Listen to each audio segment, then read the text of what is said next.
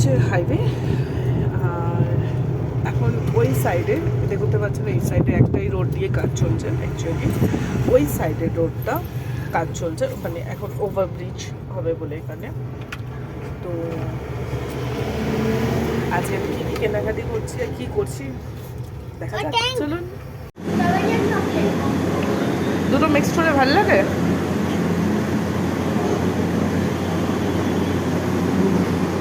Finally ice cream খাওয়ার পালা শেষ হলো, আমরা চলে এসেছি গণেশ ঠাকুর করতে, আমাদের ছোট্ট গন্নুকে বাড়ি নিয়ে যেতে। এখানে দেখো কত কিউট কিউট গন্নু রয়েছে, কি হলো, খুব সুন্দর সুন্দর গণেশজি রয়েছে, দেখে মনে হবে যে সব নিয়ে নিই সব নিয়ে নিই। বাট আমরা এর ভেতর থেকে একটা নিয়ে এসি।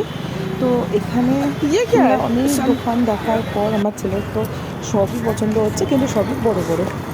এটা ছোটো গণেশজিও পছন্দ, মানে পছন্দ হচ্ছে, কিন্তু ছোটো গণেশজিও নিতে চায় না, চায় বড়। তো এই গণেশজি এটাও কি কিউট, আমার তো সবকটাই পছন্দ হচ্ছিল।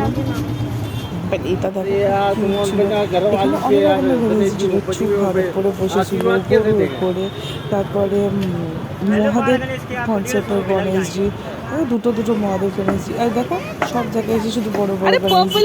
মা এটা নিয়ে চলো, মা ওটা নিয়ে চলো, বুঝেই উঠতে পারছিলাম না যে এত বড় গণেশজি কোথায় রাখতো এক বছর।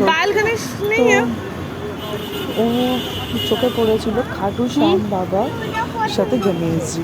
ওইটা দেখুন খাটু শ্যাম বাবার সাথে গণেশজি রয়েছে।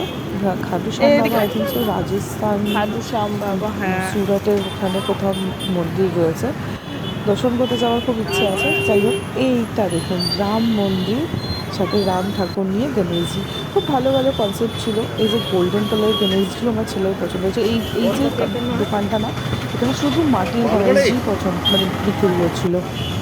তো এই যে যতই বড় গণেশ দেখা হচ্ছিলো, সারা দোকান ঘোরার পর আমরা ফাইনালি একটা গণেশজি নিয়ে এসেছি, যেটা আপনি আমার নেক্সট ভিডিও দেখবেন।